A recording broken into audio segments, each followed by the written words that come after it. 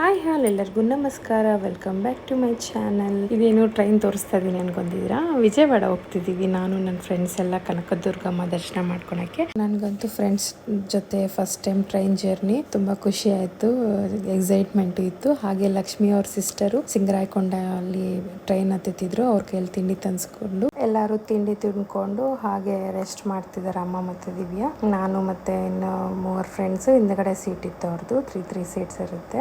ಅವರು ಕುತ್ಕೊಂಡು ಹಂಗೆ ಟೈಮ್ ಸ್ಪೆಂಡ್ ಮಾಡ್ಕೊಂಡು ಮಾತಾಡ್ಕೊತ ವ್ಯೂ ನೋಡ್ಕೊತ ಜರ್ನಿ ಮಾಡಿದ್ವಿ.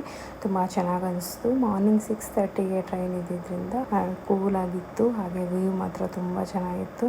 ನನಗಂತೂ ಗ್ರೀನ್ ತುಂಬ ಇಷ್ಟ. ನಾವೊಂದು 4 ಅವರ್ಸ್ ಜರ್ನಿ ಮಾಡಿದ್ಮೇಲೆ ವಿಜಯವಾಡ ರೀಚ್ ಆದ್ವಿ. ವರಂಗಲಿಂದ ನನ್ನ ಫ್ರೆಂಡ್ ಒಬ್ಳು ಬರೋದಿತ್ತು, ಅವಳು ಬಂದು ನಮಗೋಸ್ಕರ ವೇಟ್ ಮಾಡ್ತಿದ್ರು. ಅವರು ನಮಗಿನ ಮುಂಚೆ 1 ಅವರ್ ಬಂದ್ಬಿಟ್ಟಿದ್ರು. ನೋಡಿ, ಇದೆ ಕೃಷ್ಣಾ ನದಿ. ಇಲ್ಲಿಂದ ನಮಗೆ ಟೆಂಪಲ್ ವ್ಯೂ ಕಾಣಿಸುತ್ತೆ ನೋಡಿ, ಅಲ್ಲಿ ಬರ್ತಿರೋದೇ ಟೆಂಪಲ್ಲು. ನಾವು ರೈಲ್ವೆ ಸ್ಟೇಷನ್ ಇಂದ ಆಟೋ ಬುಕ್ ಮಾಡಿಕೊಂಡು ಟೆಂಪಲ್ ಹತ್ರ ಹೋದ್ವಿ. ಟೆಂಪಲ್ಗೆ ಮೇಲೆ ಹೋಗೋಕ್ಕೆ 2 ವೇಸ್ ಇರುತ್ತೆ. ಬಂದ್ಬಿಟ್ಟು ಡೈರೆಕ್ಟ್ ವೆಹಿಕಲ್ಸ್ ಮೇಲೆ ಹೋಗೋಕ್ಕೆ ದಾರಿ ಇರುತ್ತೆ, ಇನ್ನೊಂದು ಲಿಫ್ಟ್ ಇರುತ್ತೆ. ನಾವು ಲಿಫ್ಟಲ್ಲಿ ಮೇಲೆ ಹೋದ್ವಿ. ನಮ್ಮ ಫ್ರೆಂಡ್ಸ್ ವೆಯ್ಟ್ ಮಾಡ್ತಿದ್ರು ಅಂತ ಅವ್ರನ್ನ ಹುಡ್ಕೊಂಡು ಅಲ್ಲಿ ಹೋಗಿ ಅವ್ರನ್ನ ಮೀಟ್ ಮಾಡಿದ್ವಿ. ಇವಳು ನನ್ನ ಖಮ್ಮಮಲ್ಲಿದ್ದಾಗ ಅವರು ಖಮ್ಮಮಲ್ಲಿದ್ದರು.